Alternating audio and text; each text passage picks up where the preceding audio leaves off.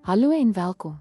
In vandag se video gaan ons die strategiese belangrikheid van besigheidsintelligensie en kennisbestuur ondersoek.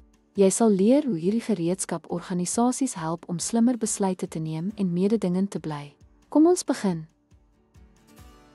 Instrumente analiseer data om besluitneming te verbeter en produkstrategieë te lei. Kennisbestuur bevorder deel deur beste praktyke te versprei. Help ook om markneigings te identifiseer om strategiese beplanning te ondersteun, soos om verhoogde vraag na omgewingsvriendelike produkte te voorspel. KMOM skep data en insigte om dienste en tevredenheid te verbeter.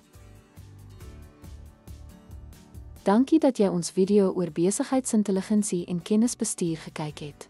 Hierdie gereedskap is noodsaaklik vir ingeligte besluitneming en die bevordering van innovasie om mededingend te bly.